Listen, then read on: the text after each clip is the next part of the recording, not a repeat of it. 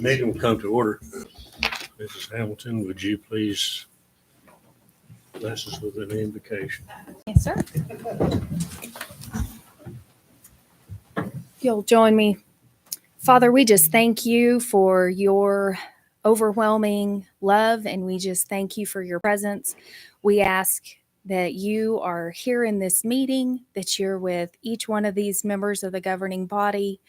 You just guide them and direct them to walk in your love and in your wisdom. And Father, we just thank you for every person in this meeting room. We ask that you carefully get them back to where they work or live. And we thank you for all the amazing employees we have working at the county. Lord, just bless them and bless their families. And Father, we thank you for everyone that serves to protect this great nation. And we just ask a special blessing on all of our leaders, Lord. May they just remember how great this nation is as they continue to serve it. Father, we thank you for everything you do, and it's in your Son's name we pray. Amen. Amen. I pledge allegiance to the flag of the United States of America and to the republic for which it stands, one nation under God, indivisible, with liberty and justice for all. I salute the flag of the state of New Mexico, the is a symbol of perfect friendship among united cultures. Fast. Okay. Item 1 on the agenda, elected chair 2023. Floor is now open for nominations for chairman. Fellow commissioners, everyone, I would like to nominate for 2023 chairman, Mr. Paul Greider, Commissioner Greider.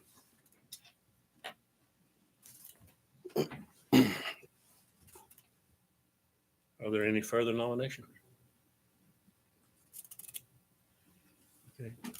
Seeing that there are no further nominations, shall we by general consent close the floor for nomination?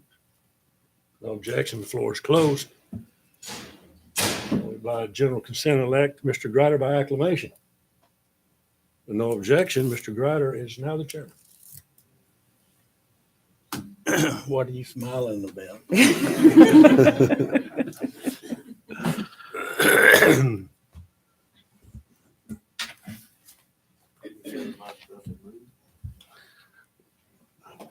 You need a U-Haul up there, Commissioner Greider? Today, if you don't want to. No, we're fine like we are.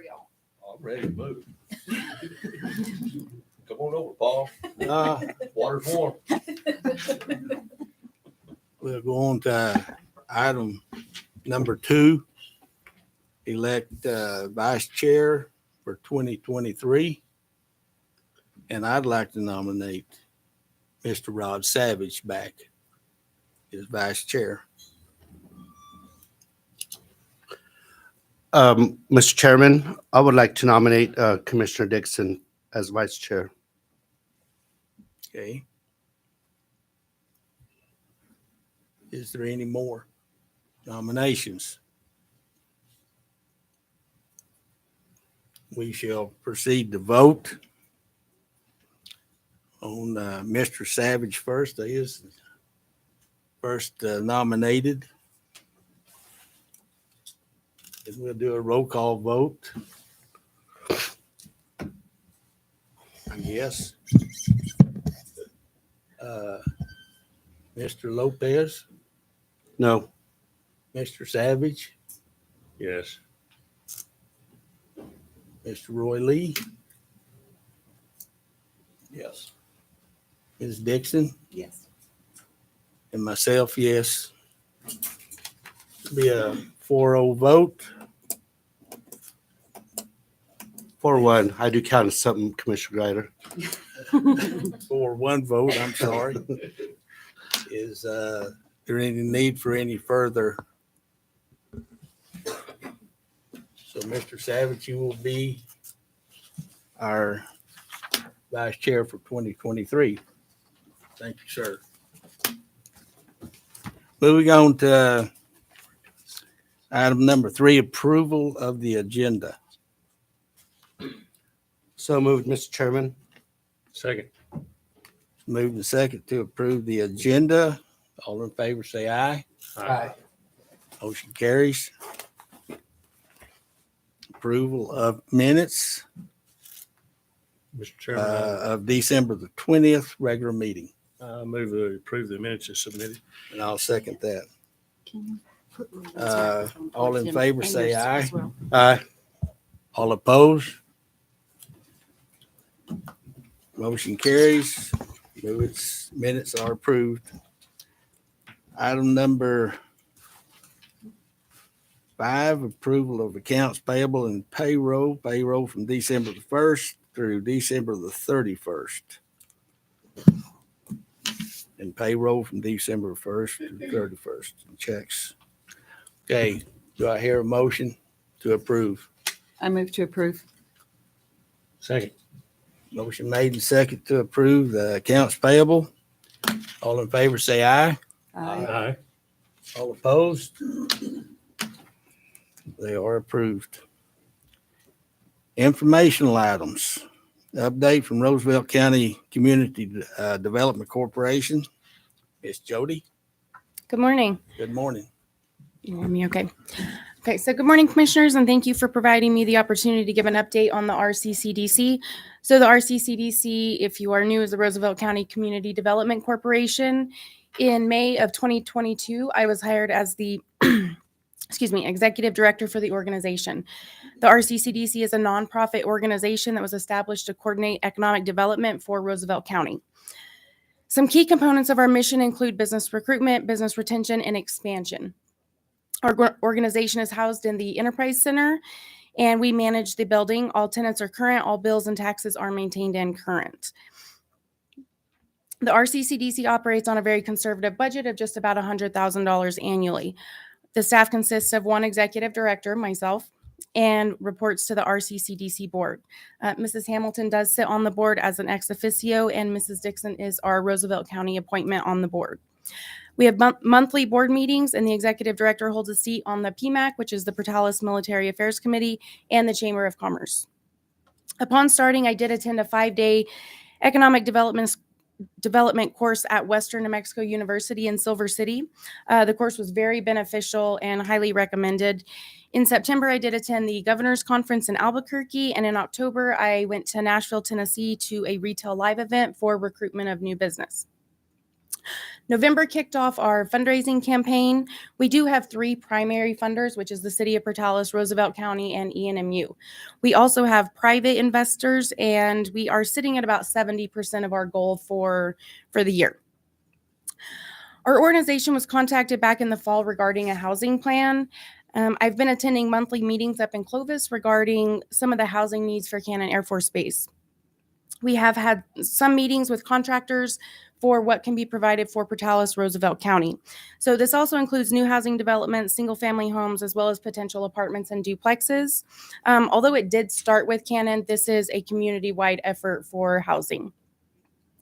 There were 2 LEDA grants funded this year, the Portales Fun Center, which consists of bowling, skating, virtual golf, arcade games, pool tables, and Dickey's Barbecue.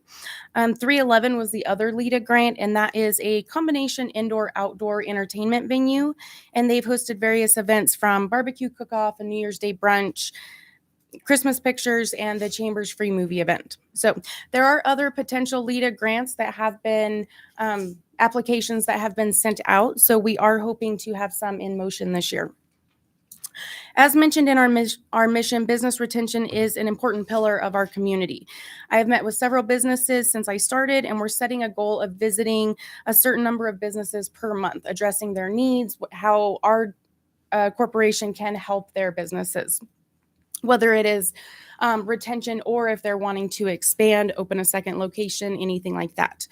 In addition, we are hosting a hiring event in April that will hopefully help some of our businesses if they are looking for new hires. We've been working on a downtown revitalization project, and we currently have a facade grant open. And we are working with Portales High School and ENMU art students to complete some artwork in the downtown area. So hopefully we'll see that in the coming months. Lastly, I'm working together, putting together a monthly or a quarterly newsletter that I can present to the commission, to city council, to ENMU Foundation, basically whomever is interested in having an update on our organization and our activities. So, however, I don't know if we discussed having like an annual update, or I can do a biannual update along with the newsletter, whatever the commission would like to see on our organization. Lastly, I would like to thank Roosevelt County and the commission for your continued support of the RCCDC, and I do stand for any questions. Mr. Chair, I've got just one, thank you for what you do, first and foremost. But I've received several calls in the last few months, and I don't know if to talk to you or to the chamber in reference to an optometrist in our area. Dr. Barker, who accepted Medicaid out of Clovis, has retired or is about to retire. And that's a huge issue for a lot of individuals within our counties, Roosevelt and the surrounding area. Is it you guys that we can go through, or do I need to go through the chamber to try to do recruitment for an optometrist in this area? No, that would be our organization. And actually, I'm sorry, I kind of put that in and then I took it out. So recruitment of services is something that I have been working on as well.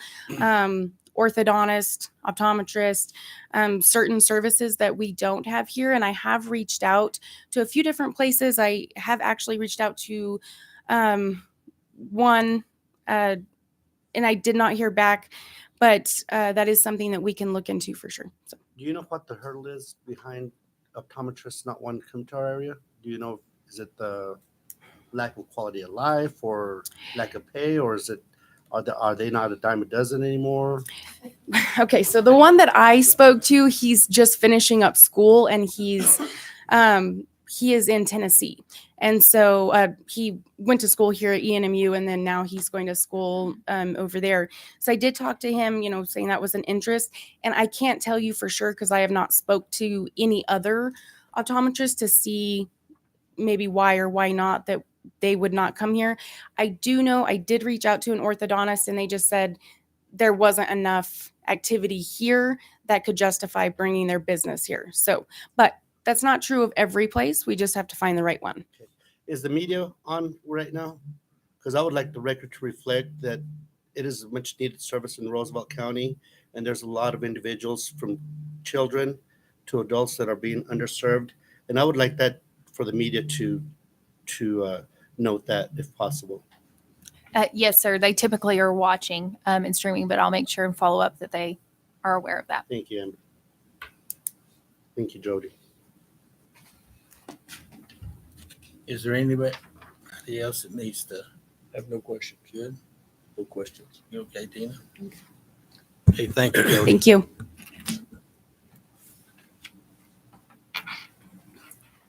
Okay, we're down to item 7, public request. Anyone have to speak? Go ahead.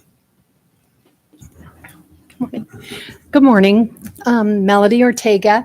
I'm the literacy coach for the Portales Junior High. And you've heard of a garden party? Well, we're getting ready to have a star party. You know, the old song, the garden party song. I don't know. I was going to make a joke, but okay.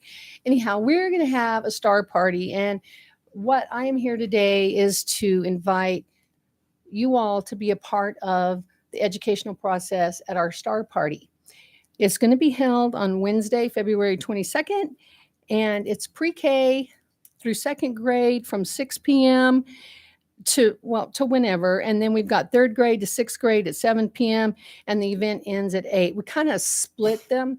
What the district is trying to do is get, all of our students are grade level, and sometimes we have parents who have a student at Brown, a student at Lindsay, a student at Valencia. So we're trying to have these big events so that the parents can bring their kids to one place and they're not trying to make several different locations. It's going to be at the Jake Lopez Community Center. This is what we're going to be doing. We're going to have activities. about the stars. We're going to have a planetarium, telescopes, and other out of this world activities. We would like to invite you to be a part of the educational process here in Portales and come to our star party. So I'm going to leave you all an invitation. And since it is at the Jake Lopez Community Center and it is part of our county, it would be fun to see you there. See some. I would also like to bring up one more thing. Because we're trying to do these big events in the spring, March, maybe April, we haven't set the date. We're going to do what we call a history fair. And any of you guys out here in the audience as well. The history fair is going to be bringing history to a location here in Portales. For example, my husband has some old cars like Model A, Model T, and have some cars set up, have somebody talking to the kids about history. I've gone to these events before in Amarillo, and they've had people bring in, like a sheep herding dog, and they set up a pen and they show the kids how this dog herds sheep. So if any of you have any great ideas for the history fair, please contact, I'm going to give her name out. She won't care, Sarah Hunton at the school, because she's the one in charge of this. And if you have any questions about the star party, you can contact Sarah also. I heard that timer. Thank you. Thank you. Thank you very much. Thank you. Hi, I am Kay Flowers, and I'm here to talk about an incident that occurred back in October, and I'm still trying to seek resolution on it. I'm going to start by talking about the incident, what has happened to this point, and where this is headed. On October 28th, I had to go pick up my child from Brown Elementary Preschool, and when I got down to the end of the driveway, and now it was a rainy day, I noticed there were cones down the center of the road. There were no signs, no indication, no nothing as to why they were there. I looked to my left and I could see at the intersection that there were road crew working there. I looked to my right, and down in the distance in the west lane, which would have been traveling this way, I saw flashing work lights. So I thought, and I said, well, the normal road of travel is, and what's expected and what you're assigned to do is drive in the correct lane unless directed otherwise. There was no signage saying, do not drive here, drive over here. Where I live is at 585 South Roosevelt Road U, which is by the golf course. And I have a picture here. Sorry, I'm a little bit nervous. And this is a great big shot of it. Okay. This is where my house is. Here's the golf course. Okay. You have your intersection down here at the Floyd Highway. You have your intersection down here of the, where the DFA is, 6. Thank you. Okay. We have that. Yeah, that was right. Okay, but that is outside the picture. I could only get so much in. Okay, so I'm right here. The intersection that I saw the work trucks over here, down here is the Floyd Highway. So I turned down and went this way where I said, this lane of traffic is open. This is what is expected of me by the law to drive in your lane unless instructed otherwise. After the entrance to the golf course, I came upon a sign that was blocking me, but it was facing the other direction. I drove around the sign, looked in my rearview mirror, and it says fresh oil. You can't see that from my house. You can't see that driving towards it. It's just a sign. On October 28th, I attempted to wipe the fresh oil off my car, or well, off the wheels of my car, and I started to cry.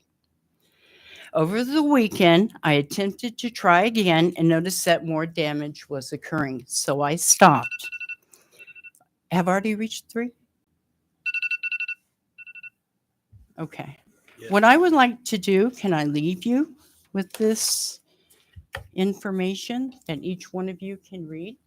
Okay. Because my car is still damaged. Nobody. Today is only the second time I've ever seen the county manager on this issue. And I have tried. It's been 3 months. You can look out that window and you can see my van. I have been inferred as a liar and that I should have known the ins and outs of the road department. That is wrong. The road department did not do, they refused to share any information. I asked to see pictures as to why. I had to do all the contacting. They told me that I was denied on December 9th. I did not get my denial letter until the 22nd of December after I phoned them. That is not right. They said, we sent it. It's not our fault you didn't get it. Why is it dated after? I called them on the 19th, and now this is dated on the 22nd. Mrs. Flowers, your time has expired. Thank you very much for your information. I believe that. Thank you. Is there anybody else that needs to talk? Okay, if not, we're moving on. Okay, we're elected officials. Employee service recognition, Lauren? Sure. Employee appreciation stuff here. And I'll have to have you sign these for me, Commissioner Greider, because I brought a pen. If you'll- Oh, sorry.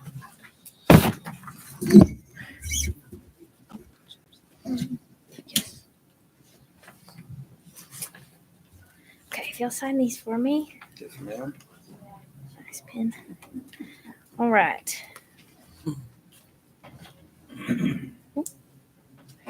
All right, so first we've got Jake Norman with 1 year of service. He's from the road department. So if you'll come up here. I got him upside down. Okay. Oh, Thank you. Ooh. Hold it. Our manager has. One, two, Thank you. all right. I don't think he's here, but if you'll Jared. just sign that one. Yeah.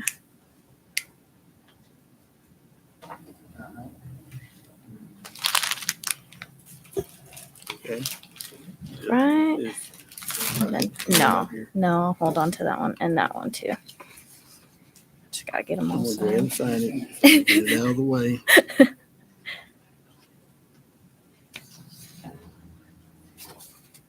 All right, and then we've got Erica Sandoval with 3 years of service.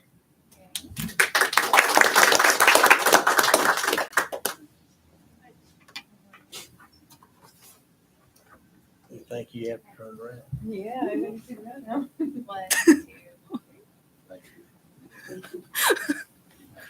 I'm like hiding. Here you go. Awesome, thank you.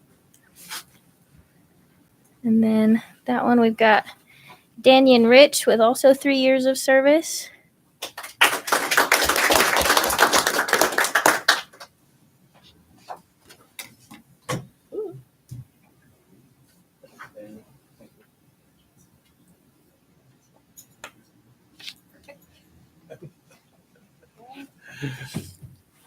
And then we have Anthony Ortega with 5 years of service.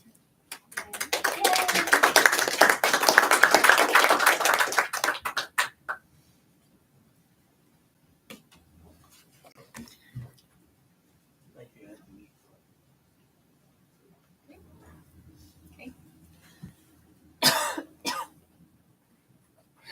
And then we have Randy. Jay Coates with also 5 years of service.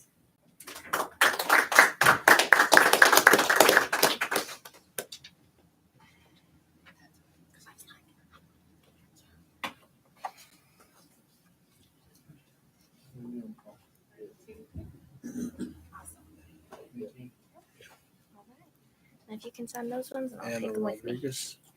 Yeah, I'll take those Nobody ones with else? me. Yeah, no. Okay.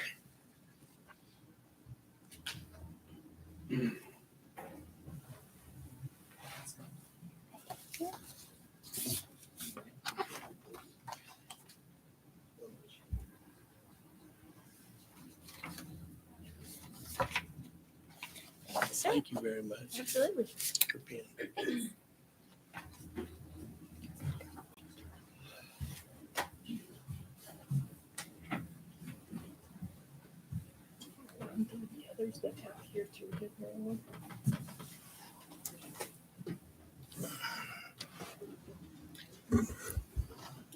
Okay, moving on.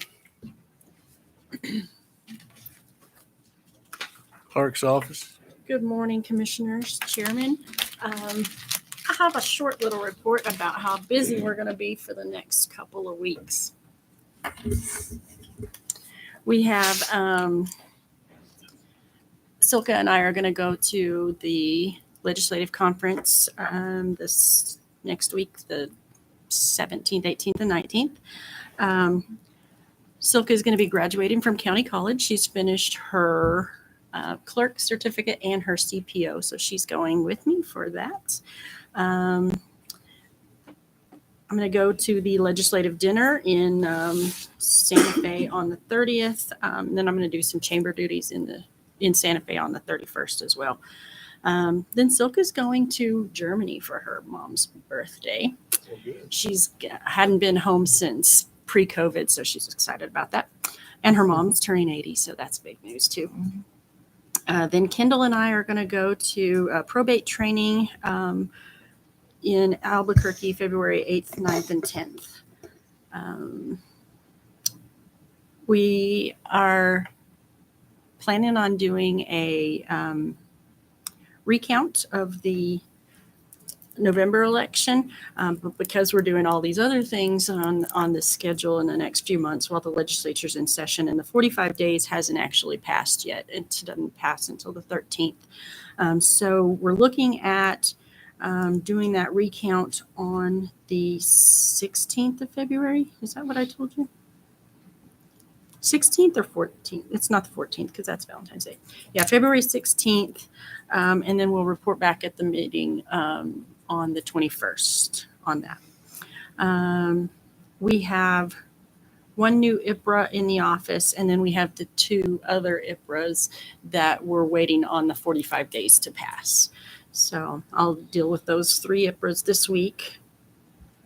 When we do our recount, we're not going to do a 100% recount. We're going to do based on the number of the close races. And because all of the county races were uncontested, we're going to go off of how close the highest race was, which is the governor's race. So we'll just do 2 precincts. And one of those precincts, we'll just draw them out of a hat. One of those precincts will be, we'll count the whole ballot, and the other we will count one contested race. And then I don't expect to see any changes from the original numbers, but if there is a change, then we'll go down to a whole lot more in-depth recount. Okay. And that'll be on February 16th at the Jake Lopez. I need to schedule the Jake Lopez.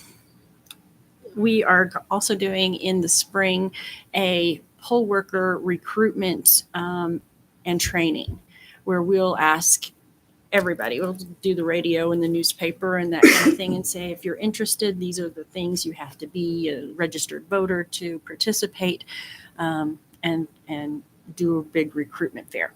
By then, we'll know if our bill to increase poll worker wages has passed the legislature or not. So that'll be April to June sometime. We haven't set the dates and stuff on that yet because we're waiting to find out how much we'll be able to pay poll workers in the future and give them some more incentive to participate. Okay. Any questions? One question. Are we starting to run short of poll workers? Or Or we just taking? We had barely enough in November. We had everybody we needed plus 4 alternates 2 weeks before the election. By election day, we had all 4 alternates at a spot. Wow. And 4 or 5 others, we actually had 6 out. We had 6 out and we could replace 4 of them. So we were at the bare minimum in Floyd and Dora and Elida, and we had the required number at the Memorial Building and the Jake Lopez, but as big as the turnout, it would have been helpful to have even more than that. And when there's somebody on the ballot, like when Tina's on the ballot, her family can't work in Elida, so then we suffer. And same with when there's a Lee on the ballot or a Kathy on the ballot. Right. So, and with Javier on the ballot, we missed some of his family at the Memorial Building. So we have plenty, but when we have good candidates on the ballot, then those also are the families that are involved, and it cuts in a little bit. So recruitment's necessary. Thank you. You're welcome. Okay, Sheriff's Office, Javier. Morning, Mr. Chairman. Good morning, Commissioners. I asked Ms. Hamilton to put me on the agenda because I wanted to come and introduce Chief Deputy Holmes to the board. I'll just give a little brief, and I'll let him kind of give his accomplishments that he's had over the years. But he does come from the Sheriff's Office. He's been here for just a little over 6 years, but has a little over 22 years in law enforcement. So I'll let him give a brief little bio, I guess, if you will. Hi, I'm Brian Holmes. I've met most of everyone in here, at least one-on-one or off and on or just in passing. So as Sheriff said, I'm a little north of 20 years. You kind of stop counting after about 15, but somewhere north of 20. I've graduated Northwest University, School of Staff and Command Academy, FBI LEADA Trilogy, do specialize some stuff in internal affairs investigations, that sort of thing. Before all that, before I learned to read and write, I just did tactics and training, and then I realized I was getting old, so it was time to stop doing as much of that and kind of drift in another direction. Like I said, I came to the Sheriff's Office 6 years ago. I came as a sergeant. I was a sergeant at another agency previous to that. So I've been in supervision and leadership roles for about 12 years or so altogether, and happy to be here. All right. That it? No questions for me? Good. Perfect. Thank you. Proud for you. What's your rank? Chief Deputy. Okay. Yeah, That's Chief.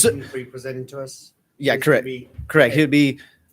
Some of them know it as the under sheriff, but Right. yeah, we call it the chief deputy. Because I was curious. Sorry, yeah. I had asked a couple of people, and I don't know. And so nice meeting you, or nice seeing you. Congratulations. Appreciate it. And I'll stand for any other questions. Congratulations. Thank you. Thanks. Thank you. Thank you.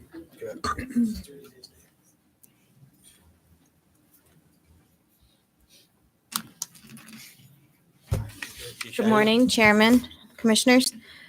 I have a pretty short report this morning. Our facility count is at 50, females 9, males 41. Our out of county is at 4. Total number of bookings for December is 46. Releases for December are also 46. We have 5 transferred out to DOC. For billing, Chavez County, $825. Quay County, $5,775. Juvenile, as a total for the year right now, we're at 198,000. In our MAT group, we have 15. We have 4 on medications. We have 9 people in GED. We have volunteer training scheduled this weekend, and we have 3 hired, getting ready for the academy to start. I stand for any questions. Any questions, anybody? Mr. Chair, if I can just clarify. So billing is about the collection. Please understand juvenile is $198,000 that the facility has paid out since July 1 for juvenile housing. And those juveniles being housed are not for any detainee or juveniles detained by the county. These are all within the city. It's something that we're stuck with our unfunded mandates and the statutory, but I think it's very important to see that we're already 200% of the original budget that was set for all out of county housing, not just juvenile. So just really want to make sure y'all understand the difference. We're not collecting that. We are paying that out to the other county's housing. Thank you. And Mr. Chairman, I would like the record to reflect that it has been an unfunded mandate for many, many years. Amber, is there going to be any type of legislation to give counties some relief this year, or at least proposals? So we have had multiple discussions with that, and I know there is some concern and some expressed frustration from the court system and CYFD right now because we only have 4 regional facilities for juveniles at this point, and there are some transportation concerns when they have courts back to back to back. But there is not anything. I mean, we recently had CYFD in our facility as recent as last week to show them what our facility is like and how we have it laid out, so that there is arguably one holding cell that we offered as a potential, but we cannot meet their sight and sound requirements. And there is a whole lot of federal requirements that they are under as well. So we provided a tour of ours. We've tried to work with them as best we can, but until they waive those mandatory requirements, there's not much for us to offset. In terms of what is going to be done at the legislature, we're still seeing pre-bills introduced. There is not anything that I'm aware of yet, but there is some discussion that is coming as a result of the joint task force memorial that I've presented on. Y'all saw the documents for the Senate Memorial 6. I think it was House Memorial 12 with New Mexico counties. But that was much more geared toward adults. Juvenile was just a small part of that discussion. So long answer to your question, but in short, there is no immediate relief on that. At some point, the municipalities are going to have to be part of that discussion, and that's something that y'all will be able to take to the negotiations. And that was my next point, Amber.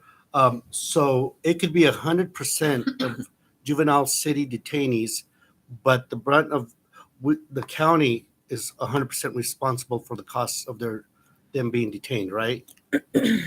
So there are statutes that support both ways, and that is something that y'all will have to discuss, because there's actually municipal statute that states very clearly that the Board of Commission can have an agreement with the city in regards to the detaining to allow them to have it. But juveniles are a unique situation separate from adults.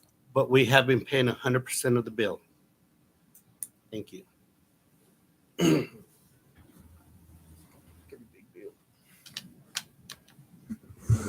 Thank you very much. Thank you. Mr. Lovato.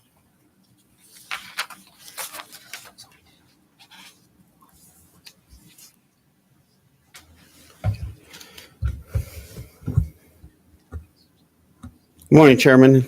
Morning, Commissioners. We've been, it's pretty short today. Doing regular maintenance. We've been blading.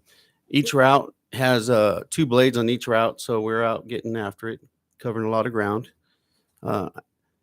As we continue to blade, we also, the wind is blowing, so the tumbleweeds are blowing in, and that takes from our blading, which is still part of our maintenance, but we're having to move around and get a lot of these tumbleweeds taken care of on up and down these roads.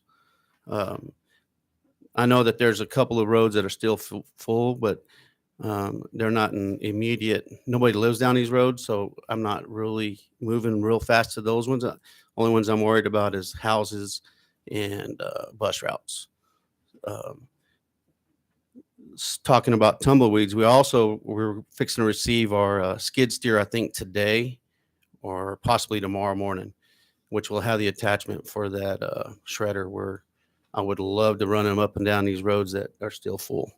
So hopefully y'all will see us going up and down these roads with the shredder on getting rid of these tumbleweeds. We also been cleaning cattle guards. We've been shredding. I think we'll finish up shredding all of our bar ditches throughout the county today. Today we'll finish that up until the next rain comes in, hopefully soon. And then I've been getting a lot of phone calls about more trash up and down the bar ditches, and I'm putting a crew together next week, and you'll see a crew out next week picking up well, everything that's out there, from dead animals, critters, couches, TVs, everything, appliances. Also, we are working on our last project of capital outlay 300,000. We're on South Roosevelt Road 20. We got 1 mile that we'll finish up in the next couple of weeks, and we'll move on to our LGRF and the new capital outlay, the 490,000. And I stand for any questions. Just real quick, Mr. Chair, Commissioners, do we still have that standing reward for anyone that calls in illegal dumping? We do, and we're also working with Ms. Flores in the sheriff's office.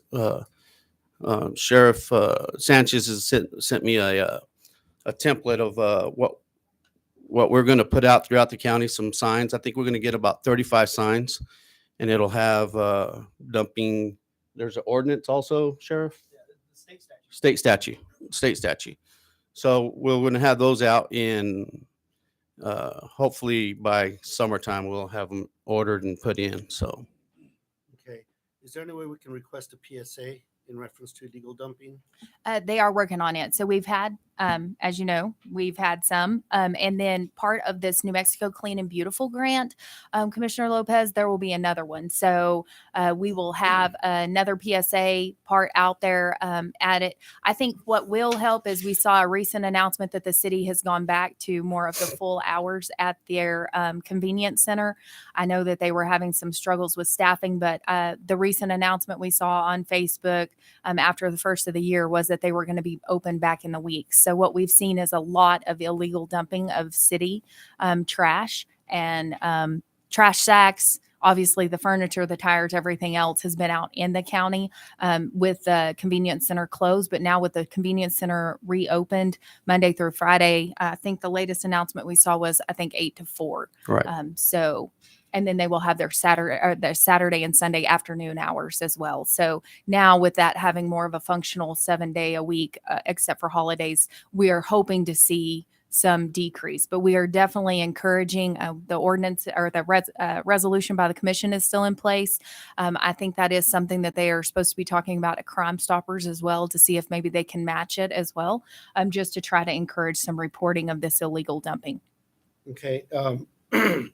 A few meetings ago, I had requested for us to research again about putting some bins for refuse, trash bins out in the county like we used to. Did you guys look into that? Where are we at on that? There is nothing in the grant that is going to allow for that at this point. So that would have to be some board action and board expenditure. And there is some concern from other members of the board that have tried that in. I think the town of Elida had shared some issues that they had encouraged with that. So that has not been something that other individuals have felt that we have any action to right now. So the board would have to take that up. Okay. We can't do that through our grant. I would request for it open for discussion then. If someone's against something like that, I'd like to know why, just so that if it's too many negatives to be a positive, I would just drop the issue. What's the negatives behind this? Well, we have, we put it out there at the old baseball park there in Elida, because we thought, well, with the fence and everything, it would be more secure, because we tried it just out in the open, and then the trash was always blowing out of it and everything. Well, it turns out that people do not care when it's full. They will just throw stuff beside it. And even if it's not full, they throw things beside it. They throw things in it. We have brush that gets thrown out there, as well as big furniture. And they just don't clean up their mess. And then if you have couches and everything built up, and then they go throw in their regular trash in, all that's just going to blow, because it's not always in bags. And if it is, they get torn up, and then they end up being all over the place, and it doesn't get confined within that fenced area. There's something that would have to be dumped regularly and monitored regularly to be dumped. And with those large dumpsters, sometimes it's not that easy to do. But. And the other thing that we found is that there's only certain things that are accepted. Well, if you don't have someone out there policing this, then they're dumping tires in there and other things that the refuge places cannot accept. So then you have staff having to sort through what's already in the dumpster. Obvious safety hazards. When you have medical equipment, we've picked up, I can't tell you how much medical waste off of the roads and everything. So there's just been some concerns over, there's just not a good, clean way to set that up yet. The best way is to support the utilization of the city convenience center at this point. And really, since they are able to staff that, just work on that with PSAs and putting out signage to see if we can't combat some of that. You got shingles, you got Freon in these refrigerators that they don't accept, batteries, tires. If you're not there to watch it, then it's going to get dumped. And then here we are with minimum staff and then having to sort through it. So Amber's absolutely right. Well, I think the reward thing is a good thing, good incentive for our residents to call it in. Thank you. Thank you. Yes. Also, Yes. Levita Hill, or Levita Patterson, did you get from her on South Roosevelt 10 about the Yes. couch and stuff that was dumped? I turned it in to Miss Hamilton and she put it on her list. Okay. Yes. We'll get to it next week. I told Miss Patterson we'll be there next week. Okay. Yeah. I had received an email from her, and so I just wanted to make sure that. Yes, ma'am. Thank you. Thank you. Hey, Rick, I've got a question. Yes. Down there on County Road 20, y'all Yes. are working on right now? Yes. Y'all are removing all those trees. Correct. What are you going to prevent them from growing back, from those roots from growing back? What are y'all going to be doing There is. are y'all going to be putting chemicals down? We're not equipped for chemicals. Right. So hopefully we can pluck them as they come. It's the best answer I got for you. Those is- were big trees. Yes, they were. 2-foot diameter trees. And I was just wondering, why y'all was getting them out of the fence row. So, as you know, their implements are getting bigger, and our roads, it's not. And those trees have encroached on our right of way, so we're trying to widen it out so their headers, their plows, their discs can fit up and down the road, and that was one of the things that a few of the ranchers and farmers out there would like for us to do. So, and we called it in. We did our one call. Yucca was good with it. The electric, there was nothing up and down that 1 mile, so we're taking them out, and hopefully we can keep the new growth from coming up. We'll pluck them with our blades, and as they come up and rip them out. Yeah. I went by there this morning and I seen y'all had a pile of them. Yes, I was yeah, wondering. it'll be a nice little They're big- bonfire at one time, and another year from big now. trees, Yes. So anyway, I was just curious. One of them, just real quick, one of that loader was the tree was so big that it was the back end of the loader was off the ground, and it's a pretty good sized tree. So Anyway, thank you. you're welcome. Thank you. Rod, Dennis, y'all through? One more? I don't have anything to say to Rick, but on the dumping situation, I've gone by the city facility many times. It's closed with holidays and different things. And so I went to Clovis to their dump.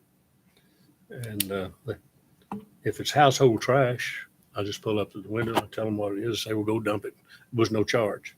If it's something bigger, like I had a gooseneck trailer load of mattresses and stuff, I told them what that was, and they told me where to dump it, and it was by weight.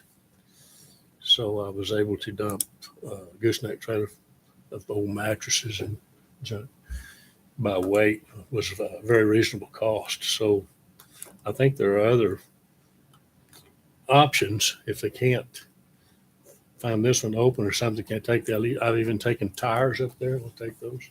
Mhm. So I think that might be something that people could consider. Okay. Thank you, Rick. Thank you. Ms. Hamilton. Yes, Mr. Chair, Commissioners. So just a few things to run down through our list. First, the county will receive another audit and accountability award at the upcoming New Mexico Counties Conference on Thursday. next Thursday, and that is given out by New Mexico Counties and the Office of the State Auditor. Y'all recall that we have several of them behind y'all on the shelf there, and we're excited to see another one come as a result of just a phenomenal team effort here with the treasurer's office and finance and every department and office. It's just a group effort there. We'll also be receiving a RAP award, so we're excited to see those.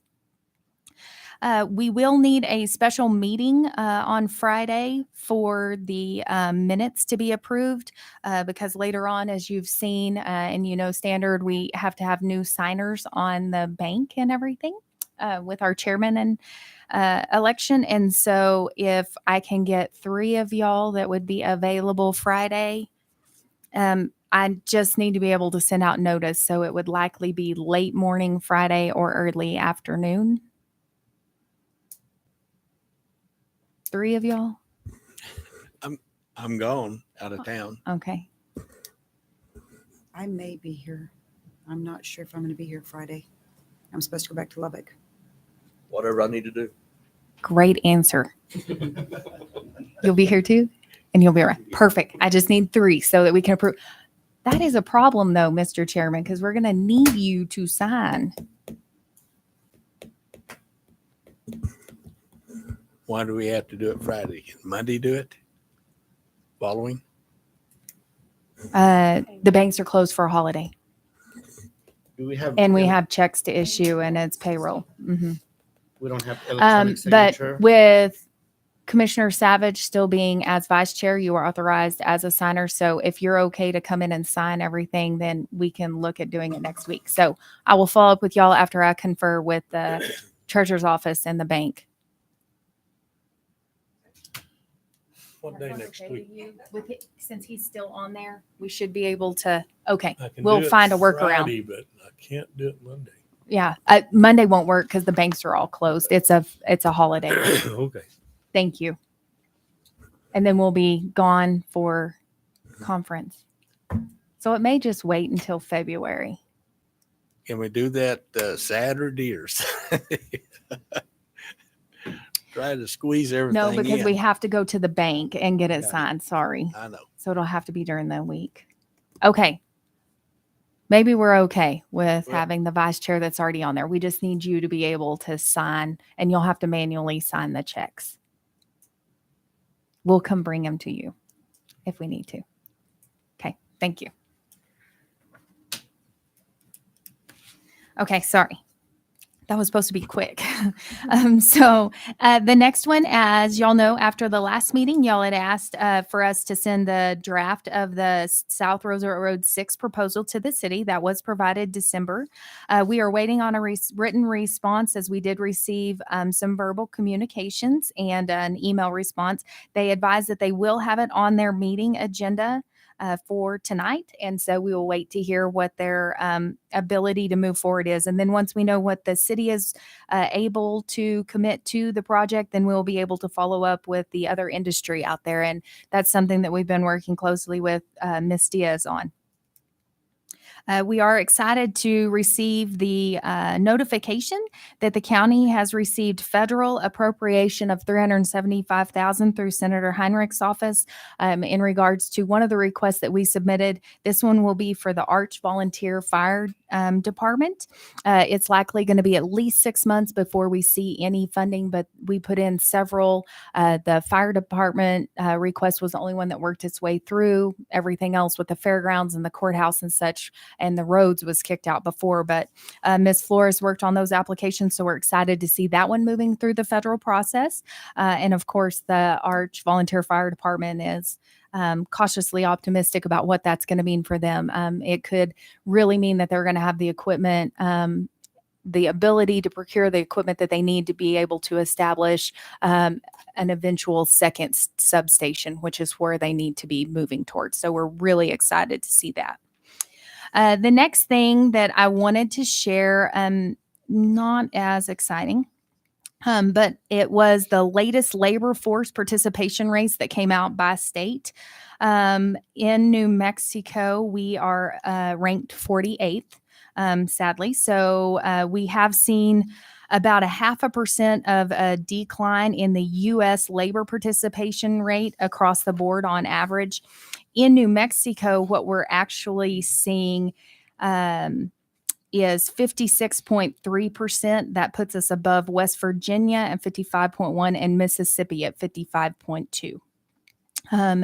This is taken by the U.S. Bureau of Labor and Statistics. And I think that really can speak to some of the struggles that we have in getting these positions filled when you're looking at a 56.3% participation rate from your employable market. So that is definitely a struggle that we're going to have to work on through. In regards to that, we do have some positions that are open. We have a couple of detention officer positions that typically circulate, and we continue to see a significant pool of applicants there. We did post an administrative assistant position with the promotion of Miss Bagwell to HR coordinator. We have had over 40 applications for that. So we've seen those. Where we're struggling is with our sworn and certified applications, like at our detention center and everything, and trying to find those that have the necessary training and certification for those specialized positions. So we're continuing to watch that closer, but that to me feeds really well into the next thing. Just real quick to touch on, I gave y'all a new copy of the revised Regional Behavioral Health Facility Feasibility Study Executive Summary. And so the phenomenal thing about this, we've had recent meetings with both the Clovis Community College and Eastern New Mexico University, and just talking about the ability to really work and focus on keeping our youth here. When they get educated, we need to keep them plugged into our community working and giving them the ability to find those professional jobs that they move into when they select that career that they desire. Staffing capacity that we're going to need to create. So we want to work together with our high schools to start planting those seeds with these professionals. You know, we're going to need mental health professionals. We're going to need medical professionals. There's just so much, and to be able to provide this real life opportunity, it's going to be phenomenal because the college students will be able to have actual hands-on internship programs and placements here. We'll be able to work with them in so many different facets. So we really think that this could be a great way to complement and really look at achieving that requirement that we need in terms of staffing. We do have this listed on our ICIP. We will be all together working. We now have 5 counties and 3 municipalities that are on board. So there will be a joint application submitted. I think the city of Clovis will continue to take the lead on that. I know Mayor Morris has been well briefed on it as well. We're going to continue to talk about this in our meetings. If y'all have any questions or want more information, please let me know. We're happy to bring more information to you as we follow up and move through these. This is something that we have shared and will continue to share with our legislative delegation, both at the state level and the federal level, because we will be seeking federal designation and allotments of funds for this potentially too, because we still have a substantial price tag. As you can see, I think it's about 39 million that we need to construct this, and we know it's going to come in pieces. So we have got to be creative on those funding solutions. But again, the goal is to find that magic public-private partnership to find the experts to come in and run this facility so that we can truly have that comprehensive response to the mental health and behavioral health crisis that we're facing in our area and just throughout the nation. But specifically, this will help address what we're looking at here. So wanted to share that with y'all. And I think that's it. So the end for me. I would answer any questions that y'all have. Thank you. Any questions? No. Thank you, Mrs. Hamilton. Thank you. Okay, down to commissioners. Mr. Lopez. Yes, I've got some on the agenda, but I'm going to mention a couple of things, but I would like to table this because I wanted someone from Income Support Division to be here. But I would like the record to reflect that I have received numerous calls from individuals and also as being part of other committees on office hours for Income Support Division. Huge need in Roosevelt County with our residents and our university, and no one knew if they even existed in Roosevelt County. They do. They went from being here full-time permanent 5 days a week, 8 to 5, to 3 days a week, half days, Monday, Wednesdays, and Fridays.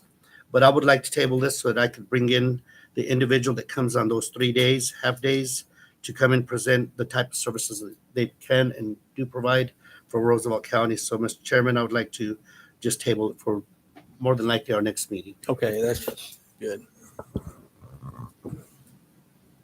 Thank you. Mr. Savage.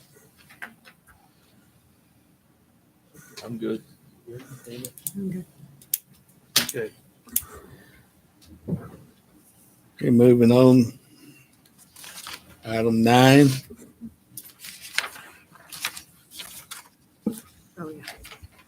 So, Mr. Chair, I'm going to try to read what you're trying to ask me right now. So, this is that item of business where those of you that were present on the walkthrough of the detention center, we just need to have statements from your inspection in the minutes recorded as a record of your annual visit to the detention center from December 20th.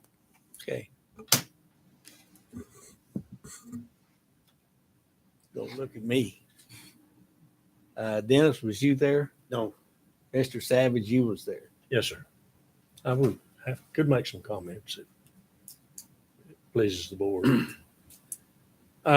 What I noticed is always when you walk into the facility, it's immaculately clean. Floors are clean and shiny, free from odors.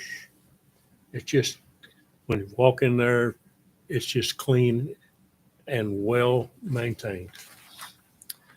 Of course, we noticed from Shayla's report that there are rehabilitation programs occurring. There are educational programs occurring. Again, as we tour the cafeteria, we noticed that there are people in there working that are inmates that are serving and learning to cook and learn some skills in there that will improve their employability after their detention.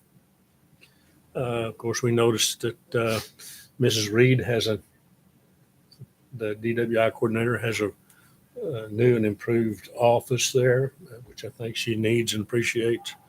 And there's a possibility for a conference room development there next to her. I think it would add to the comfort and pleasure of the detention personnel.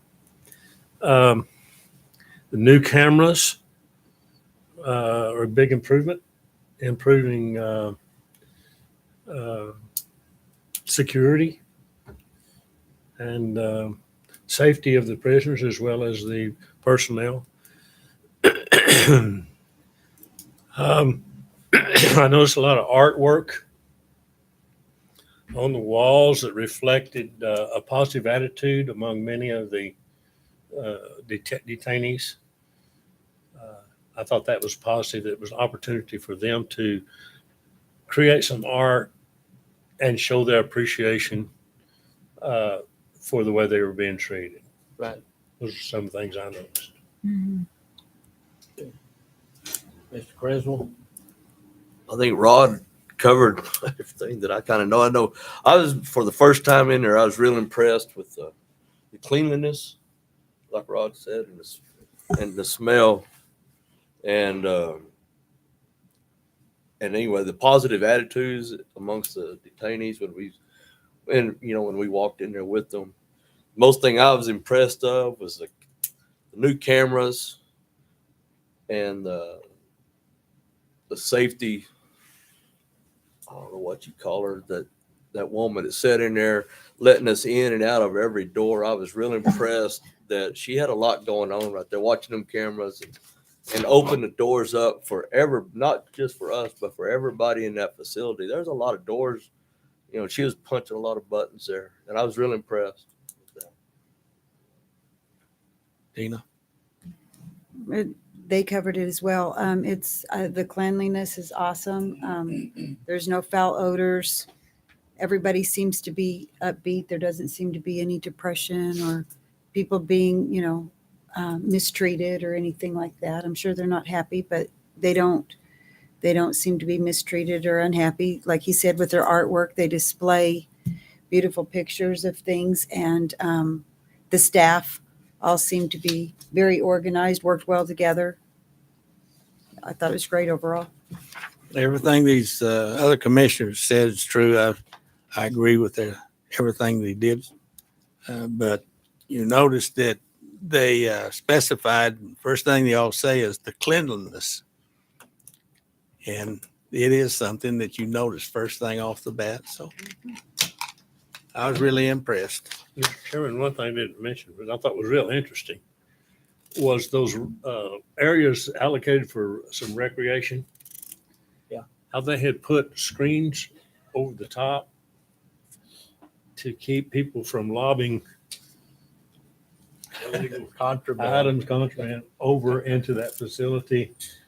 Well, that's interesting. I'd never thought of it, but I guess if you're sitting in there with not much to do, you probably Chicken think of wire? it. Was it the chicken wire? Now it's expanded better. Oh, nice. Another deal I'm looking forward to is like their garden that they're going to be having in the summertime, and and eating out of that garden. I think that's that don't hurt nothing. Grow a little food while they're in there, So, Okay, we're moving on. Item 10A, request for approval to add both chairman, vice chairman, to authorize signatory officials for the bank accounts. And we need to do what? We just need to have action taken for both the new chair and vice chair to be authorized as the signatory officials. So moved on approving agenda item 10A, Mr. Chairman. Second. Motion been made and second. All in favor, say aye. Aye. All opposed? Thank you. Motion passes. Item B, discussion of insurance premiums of 2023 and selection of deductible amounts. Ms. Hamilton. Yes, Mr. Chair, Commissioners. So included in your packet was the options that were presented. And last time we discussed following the meeting, the $50,000 increase to deductibles. There were a few smaller counties that expressed some concerns. So New Mexico County's Insurance Authority went back and said, well, if we need to, we can phase it in and they'll have one option for policy year 2023. My recommendation is that the county go ahead and move forward with transitioning to the $50,000 deductible, because as we see, typically these deductibles do not mature and develop within a 6-month time frame. So I do not anticipate a significant impact to our budget this year, as we're all working to continue to keep the exposure to a minimum in regards to our law enforcement liability that we're speaking about now. But also in your packet was included the other options that are available. And as you will note, the lower the deductible, the higher the premium, the more risk that the county is willing to take on, the lower the premium is. So in the past, you'll see in terms of multi-line liability, we had been selecting 5,000. If we do 5,000, the contribution is 42,967. If we increase that to 10,000, then our contribution would drop to 38,284. In our multi-line first party property and auto, the deductible right now is $2,500, and that sets our premium at $73,160. I would recommend that we at least go to the $5,000 deductible, which decreases our contribution to $59,747. And then, of course, with the law enforcement liability, my recommendation is to go ahead and transition to that $50,000 deductible and prepare for that transition instead of putting off what is coming. And then we typically accept our land use coverage. You have the option to decline that. We have accepted that historically, and we've selected the first level of the coverage at $20,000 per claim. The contribution for that would be $4,000. That is included in our budget this year. And then we do not have any medical staff professionals that require that additional coverage in terms of staffing that is described on the back. And then the additional required coverages you saw included are crime, cyber liability, environmental liability, equipment breakdown, and flood for buildings in our special hazards. So all of those are the required. We just need to set our deductibles. And you want us to do that now? Yes, sir. We do need to take action on this because I do have to report this back to NMCIA. Mr. Chair, I'll move to approve as Her suggestions? her suggestions. Second. I'll second. You'll second. A motion been made and second to approve 10B. All in favor, say aye. Aye. Motion carries. Thank you. 10C, discussion and possible action to approve 2023 Roosevelt County Committee assignments. Mrs. Hamilton and Commissioners. Yes, I would just add, Mr. Chair, Commissioners, this was included in your packet, and this is following the workshop that the board held in December with the updates that were noted and the new appointees that Commissioner Criswell has set out for the Board of Ethics. And I would stand for any revisions that are needed, but hopefully we captured everything following our workshop discussion. Mr. Chairman, members of the board, I was looking through it and I saw that I'm on the Chamber of Commerce Board of Directors.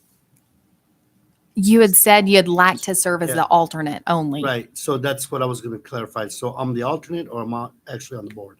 The alternate is how we had you set with Okay. Ms. Ramos agreeing to serve as the board representative. And then anything that she needs to bring back or updates, she could provide to the commission. Okay, thank you. Unless you want to, No, I'm fine. okay. Like me be on the board or Uh-huh. flip out of it? No, I mean, I could be a board member. I wouldn't mind being a board member for that particular board. But I don't want to bump Victoria either.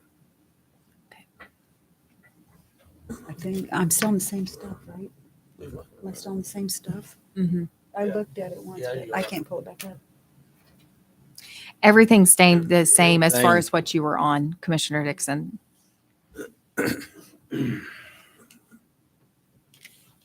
If everyone's reviewed this, do we have action to be taken? Do we have a motion?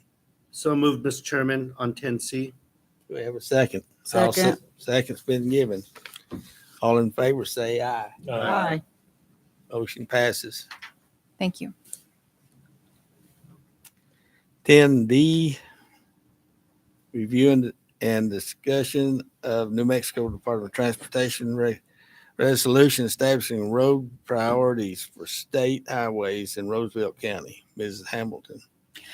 Yes, Mr. Chair, Commissioner. So again, two old prior resolutions that were issued by the board from the first one was December of 2016. That resolution was 2016-52. The next was issued on the 20th day of March 2018. That resolution number is 2018-11. Those were included. The last round of priorities that was listed had the state highways, New Mexico 88 from the city of Portales to the Texas border, road needing repair, widening from Portales to Arch, lacking adequate shoulders. New Mexico 236 from the city of Portales to 267, same. 267 from the city of Portales to the merge with New Mexico 330. The exact same things were noted. New Mexico 114 from Elida to Texas border, same thing. New Mexico 202 from US 70 to the Texas border. That's the Cacahuate Road. New Mexico 330 from the town of Elida to the merge with New Mexico 267 outside the village of Floyd. New Mexico 6084 from Debaca County to mile marker 354, the overall design of that roadway. US 70 from the city of Portales to Curry County, needing an overlay. Bless you. New Mexico through 235 from 206 to the Texas border. That's the Rogers Highway. New Mexico 480 from US 70 to 267. And then 480 is the Tinsel Crossing Road. And then New Mexico 458 from 206 to 114, which is often referred to as the Garrison Highway. So those were the priorities of the state highways that the commission had sent. So if there's any modifications after they presented at the last meeting, they expressed that they would like to have this revised or reconsidered if there's any modifications that the commission wants to make. If y'all want to move anything around, take anything off, add anything, that's what we would like to do in this discussion. And then I can bring the revised resolution for the board to consider at the February meeting. So we'll start with Ms. Dixon. Would you like to revise or The ones that I wanted are still on there, just the same. I'm good. Mr. Criswell? I'd like to add the highway going off 114 from Causey to State Highway to the state line. I cannot remember that state road. Javier. Which one again? Sorry. From Causey. Ricky from Causey, that goes east out of Causey. Yeah, it'd be on the map. Goes east out of Causey to the state line over there to Highway 54 of Texas. What is it? Yes, sir. And stay right there, Ricky, if you don't mind. And then there's another highway that goes east out of Millensan to Bledsoe. Yeah, 262. Yes, 262. And then the one that goes west out of Millensan. What was the last one? 262. And 258. 258. Goes west out of Millensan. 258 west and 262 went east, right? Yes. And it's from Millensan to the state line. Yes. And then west, how far does that one go? What is it? West 4 is miles? about 4 5 miles? miles? 5 miles? 4 miles?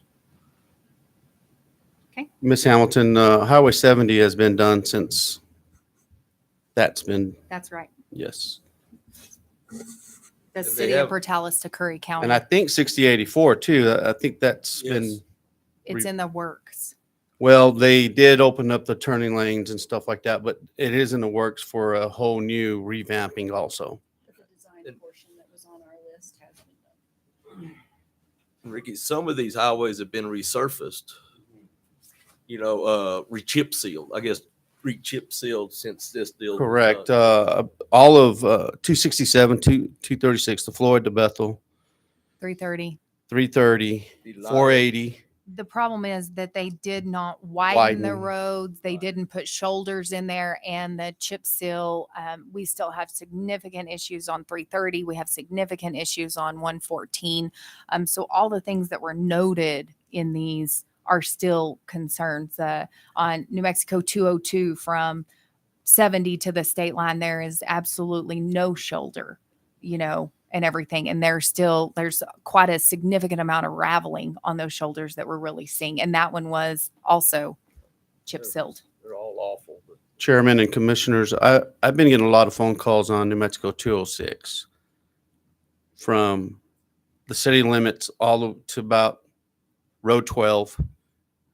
It's real bad. It's got a lot of holes in it, especially when you're in a big pickup or a dually or a semi. You could really tell it I'd like to continue on down to all the way to like- Dora. Yes, sir. All the Because way there's another spot when you pass like 16 into Dora. between 16 and 20 there. 16 and the Rogers Highway. In between 16 and Rogers Highway, there's another. I get a lot of phone calls on 206. It's a suggestion. And that one's not on here. No, ma'am. So you want to put it on there? Yes. The speed limit within Thank 3 you, Ricky. miles of the city limits on that highway is still at highway speed. And it's a problem sometimes, especially at Road 7. Mr. Savage, I believe the ones in my district are on there, 88 and 202. Bless you. Bless you. Bless you. Mr. Lopez, I'm fine with what was presented.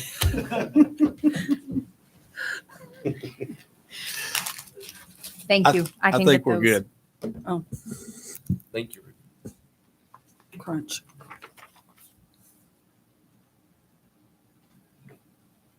I know you're to me. I got to make a phone call. So Oh, will you put that on speaker right there and then we can lean in? Or do you think You want me to your phone- call it on there? You can- Or do you want me to if do can it this way? Yeah, that's fine. I can do it on that one if you want. That's good if that one works.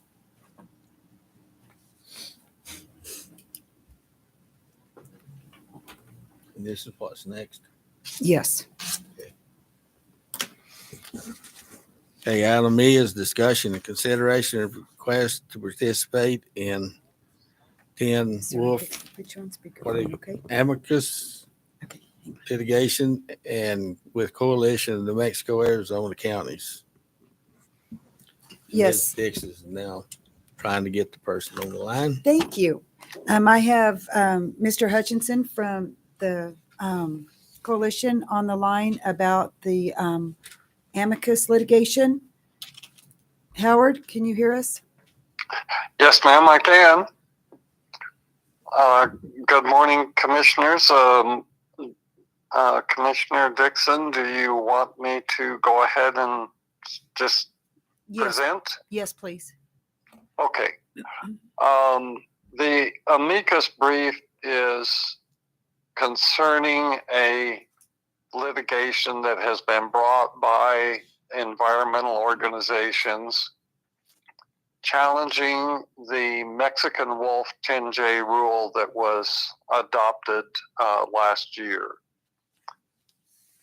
And what they are proposing is that the Fish and Wildlife Service expand the reintroduction area to go north of Interstate 40, which would allow the Mexican wolf to travel all the way up into Colorado, Utah, etc. So that is one of the elements that they are proposing in their request from the court. The other is to remove what is called the non-essential designation of the wolf. In reintroduction programs, a reintroduced species can be classified as essential or non-essential. If they are classified as non-essential, then they are treated as if they are a threatened species. And there are various management techniques that can be employed to manage those wolves, such as a take, and that can be in the form of a lethal take of the animal, or we could have removal of the animal from the area if it's depredating livestock. The essential designation means that the wolf will be protected as endangered and receive full endangered species protection. So no matter where the wolf travels in the state of New Mexico, even if it traveled into Texas or into California or north of I-40, it would have full Endangered Species Act protection, and we wouldn't be able to remove those animals if there are depredating incidents, or we would not be able to have a lethal take of those species. So it's a situation where if they are successful in convincing the judge that this needs to be done, then we are going to see releases of wolves, releases of the captive wolves outside of the recovery area. This is another thing that the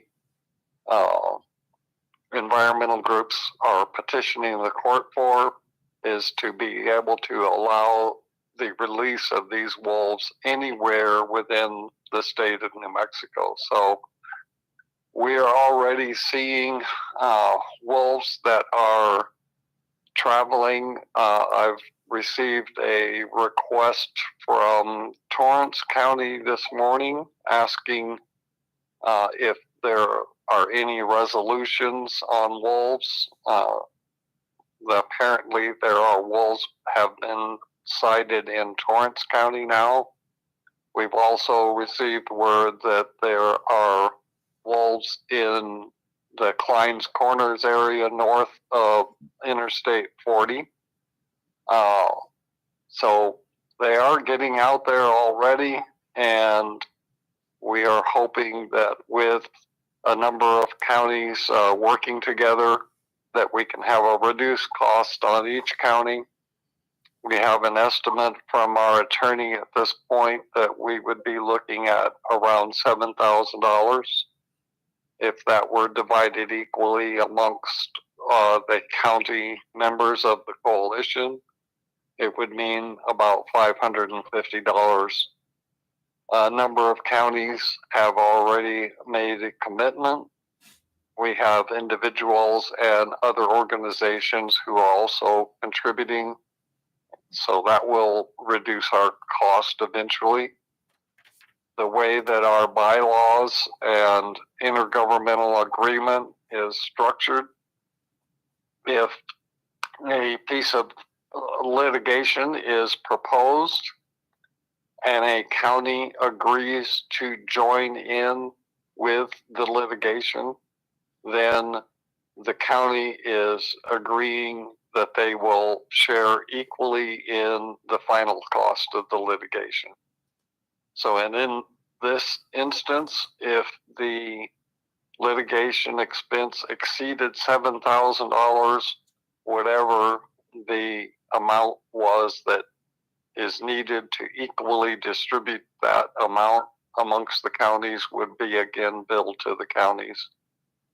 At this point, we would not expect the county to actually make the contribution.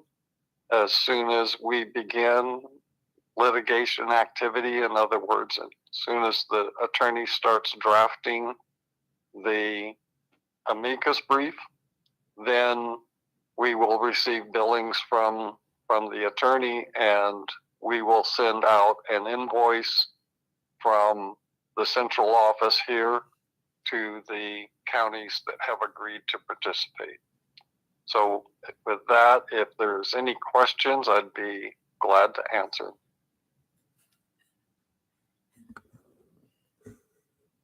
Mr. Lopez, do you have any questions? No, Mr. Savage? Chairman.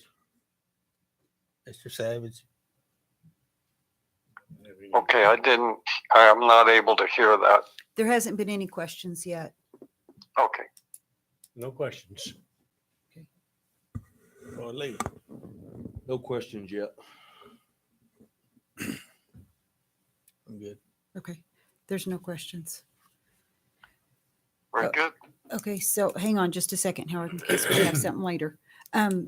Okay, so anyway, we need to vote on whether or not we want to join in with the litigation. I would like to. I feel like it's, we need to stick together in the state of New Mexico with this wolf. I mean, we're going to have the problem with the prairie chicken later, and we're going to all need to stick together then as well. I did talk to a commissioner in Lee County that has some land up there that goes all the way up by Kleins Corners. He said it is an issue. I'm sorry, not in Lee County, in Chavis. And then I've talked to some of them in Lee County, and they're all still concerned too, and are concerned about the wolf coming down closer to us as well. So I guess we just need to vote on whether or not we want to participate. So with that, I would make a motion to participate. Second. Motion been made and seconded to participate in litigations with the coalition with New Mexico and Arizona. Mr. Chairman, I visited with a friend of mine, Glenn Griffin, who's a former county commissioner in Catron County. Yes, sir. They have hired Catron County a special county officer to investigate depredations. And there's been quite a bit of, I've seen quite a bit of literature and pictures posted. From looking at that, what I understand is they turned those wolves loose, and with the theory that they would go into the wild and catch elk and deer and other wild animals. But what has happened is they figured out that it's a lot easier to go to town and catch somebody's dogs and cats. And so that's a problem. It's a problem there to the extent, is my understanding, they've even had to build cages at the bus stops to keep the wolves from catching the kids. I think that's a little bit, personally, a little ridiculous. And now, I'm in favor of joining this. I'm not in favor of eradicating the wolf. I think we need to look at balancing the rights of this species to exist with the rights of the ranchers and to earn a living, use their property. And it's gone so bad there, I understand that there have been ranchers that have actually been put out of business by the wolves. So I'm certainly in favor of joining this suit. Because if it happened there, it can happen here. We have a motion on the floor and a second. All in favor, say aye. Aye. Aye. Aye. One request. So can we get a specification on the budget allotment?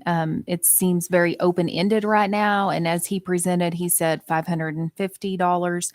That is something within the budget, but several thousand would not be something that is already allotted and budgeted for by the commission. So if we can just get a clarification or perhaps a limit noted on this or amended into this one, or set so that we can have that for budgetary to know whether we need to bring an amendment back before the board. Did you hear that, Howard?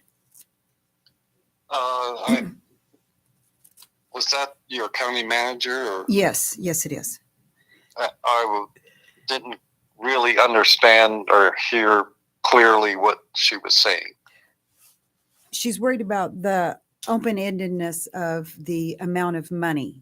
Because, we have the 550 in our budget, but not a few thousand or whatever. So, and it seemed kind of open-ended about passing this, but putting like a limit on the amount that we can do.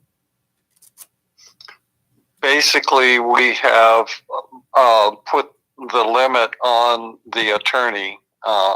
She has given us the estimate of 7,000. So we would expect, and this has been the history of working with the Bud Fallon Law Offices, is they generally stick to what they gave us as an estimate. So I don't, even if it went for a little bit more, we wouldn't be looking at any major amount. It certainly would not exceed, I wouldn't think it would exceed $700 total for exceeding the 7,000. But that would only occur if we requested the attorney to do more than what she has already been asked to do. Okay, thank you. So, Mr. Chairman, I would like to amend the motion as presented to add for us to be responsible for only and up to $700. Second. That's good. I'll say I agree. That motion's been amended to a $700 limit for the county And we've got a motion and a second. And then once again, I'll say all in favor. Aye. Aye. All opposed? No. We have 5 yes and 1 no, or 4 yes and 1 no. Mr. Chairman. Okay, Howard, thank you so much. Yeah, and I would say the number of counties that have agreed to participate have put the same type of limit on their resolution. So thank you very much. Thank you. Have a good day. All right, bye-bye. Mr. Chairman, like request permission to ask, Roy Lee voted no. I'd like to, Go ahead. out his judgment and respect to him, I would like to, I voted in favor of 700, but I'd like to hear what Roy Lee voted no on, what he has to say about it. His opinion. I think here in the near future, we're going to be having a problem with the prairie chicken. And I think it's going to cost the counties a lot more than $700 to deal with this. And we're going to be, I see it coming in the next few years. And so that's my thoughts. It's going to take some money to fight this, and we're going to be needing more than $700. Yes, $700 to fight the wolf problem. It's going to become a problem. And, $700 is a drop in a bucket. That's not one calf. No. Like I say, that's just my personal opinion. And I feel like for my constituents down here in the southern end of the county that are ranchers and farmers, trying to protect their interest. And that's how I feel. It's going to take more, we could allocate a little bit more money. We don't know what it's going to cost. Nobody knows what it's going to cost. It's kind of, that prairie chicken, hopefully us going into this coalition, maybe that will bring togetherness in the future for us when we're needing help. Hopefully the west side of the state will offer their help for us, over here on the eastern side, even though we're 400 miles apart. Yeah. Maybe it'll bring togetherness to help fight the prairie chicken when it does come. Thank you for your comments. Yes, sir. How many years have we been in this coalition? I've been on the board for the 4 years I've been on the commission. This isn't something new. This is the coalition. And so what it is it's a group of counties in New Mexico that get together and they'll fight each battle. So when the prairie chicken is something that's on the list in the New Mexico Arizona coalition. And so when the prairie chicken comes up, everybody groups together and puts in on the prairie chicken. Even if the prairie chicken doesn't affect some of them, they still get in and help fight litigation. We're a coalition. We do it together and fight whatever comes down the line together with New Mexico and Arizona. And that's, again, what this is. It's just fighting the whole wolf problem across the state together. So I understand. Okay. Good explanation. Thank you.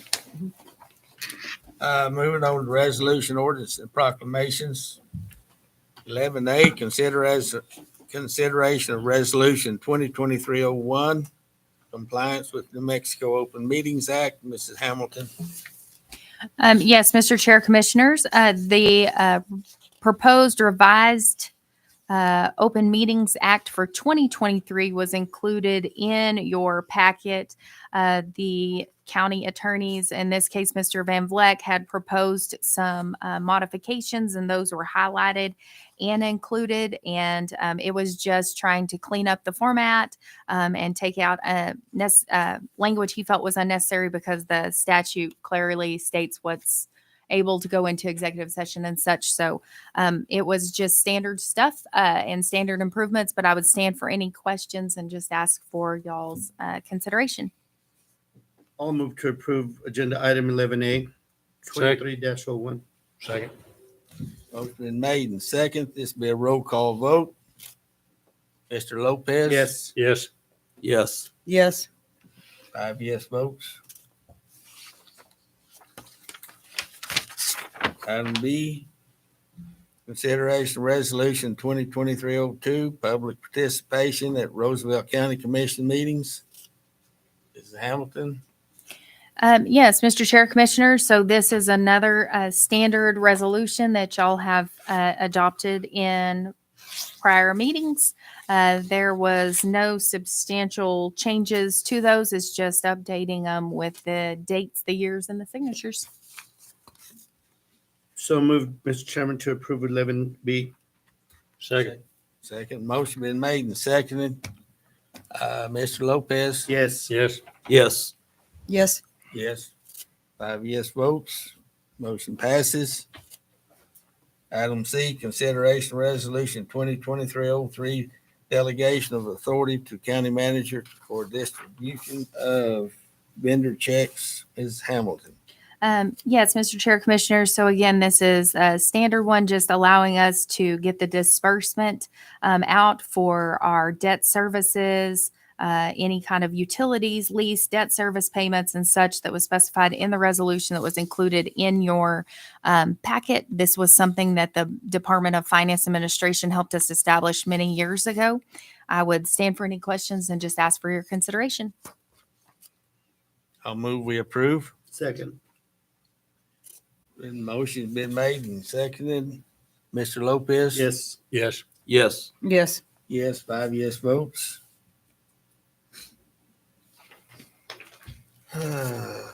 Consideration resolution 2023-04. Delegation of authority to the county manager to enter into certain contracts and settlements and agreements. Mrs. Hamilton. Yes, Mr. Chairman, Commissioners. So again, no changes other than dates and signature lines, but this is the standard authority. All new contracts come before the commission. Renewal of follow procurement, and those are handled year to year. All the large ones come. Any legal settlements exceeding $10,000 comes, and those are discussed as needed and action is taken. Again, everything follows the state procurement law and our local procurement policy. I'll move to approve 11D, Mr. Chairman. I'll second that. Mr. Lopez. Yes. Yes. Yes. Yes. Yes, 5 yes votes. Motion passes.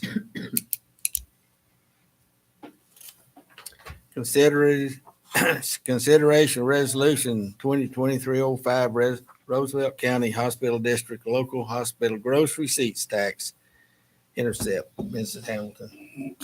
Yes, Mr. Chair, Commissioner. So legal counsel for the hospital district approached us and needed a revised resolution. And later you'll see the intercept agreement that they have. They are looking at some financing and development out there in regards to the hospital itself. And this has been reviewed by my office as well as the legal counsel. We had asked for a couple of minor modifications and changes. We don't have any concern with what's set forward. It aligns with the ordinance that the commission has adopted in regards to the local hospital GRT tax. So I would stand for any questions. Ask for your consideration. I move to approve 11E, Mr. Chairman, as presented. Second. Motion been made and seconded. Roll call vote. Dennis. Yes. Yes. Yes. Yes. 5 yes votes. Motion passes.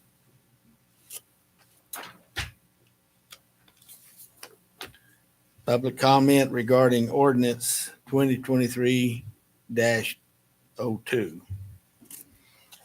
Mr. Chairman. One quick question, Mr. Chairman. Item 11B says, excuse me, that's a resolution and this is an ordinance. I figured it out. Thank you. Okay. I'll read that again. Took me a while. This is 11F, consideration of ordinance 2023-2, considering tax rebate of a part of a property tax due from low-income taxpayers. Mrs. Hamilton and commissioners I think and Stephen. See public. So At this point, this is when we typically have public comment. Anyone wanting to speak in favor of or against this said ordinance, Mr. Chair, and our county assessor, Stephen Floyd, has worked with the treasurer's office with Ms. Sanchez to just put together some rough numbers and some potential impact of what this would do. This is a statutory requirement that the legislature put into place that requires the commission to consider said ordinance at the beginning of every odd numbered year. We need a motion to go into public hearing before we. No, it's not a public hearing according to the new attorney. It's only public comment. Okay. So you don't need a motion? Yeah. I would understand that. Because Okay. he rocked my world.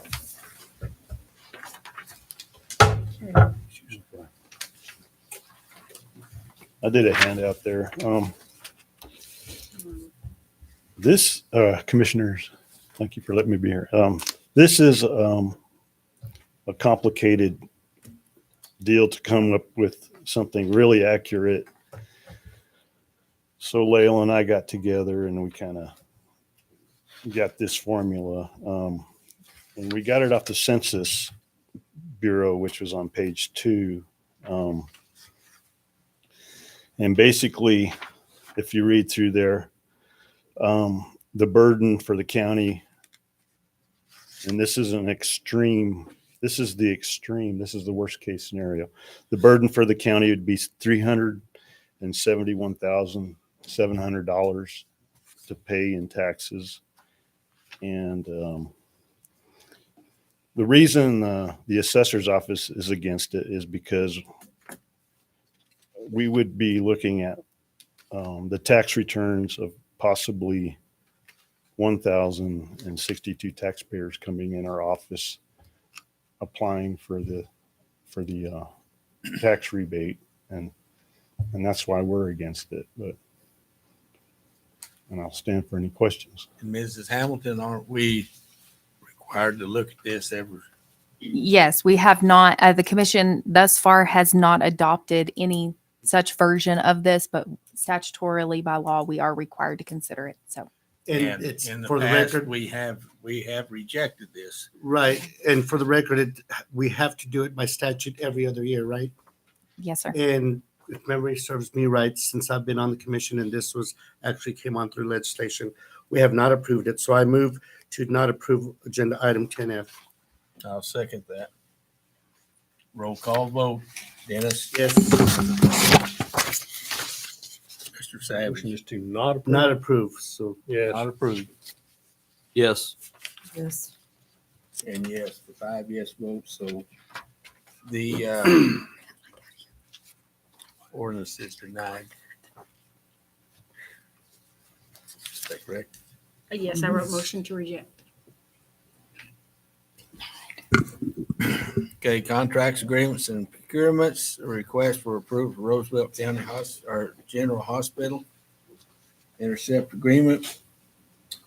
Ms. Hamilton. Yes, so that was included in your packets, and that just partners with the resolution that y'all approved. This is something that we are needing to provide to the New Mexico Finance Authority. It will be an intercept as part of their gross receipts tax that the hospital collects and distributes to the hospital. I'll make that motion to approve 12A. second. Second, been given. Mr. Lopez, how do you vote? Yes. Yes. Yes. Yes. Yes, and 5 yes votes. Okay, item 12B, request for approval of FY 2023 EMS Fund Act application for Arch Fire, Volunteer Fire Department. Carol's not here, so Ms. Hamilton, you've got the floor. Yes, so commissioners, this is the annual fund application that our volunteer departments submit each year. Mill and Sand submitted theirs in the end of 2022. And so this is Arch. I did have a printout of the paper that y'all were approving for the signature. This is just their annual funding application. They did share that they had requested an extra $30,000 for a cardiac monitor and defibrillator because there was supposed to be some additional funding for EMS this year. So other than that, they just asked for y'all's approval so they can get this submitted. I move to approve item 12B. I'll second that. Motion been made and seconded to approve 12B. Dennis? Yes. Yes. Yes. Yes. Yes, 5 yes votes. Thank you. We do have need for executive session after a 5-minute recess. That's where we're at. Don't you need? I do.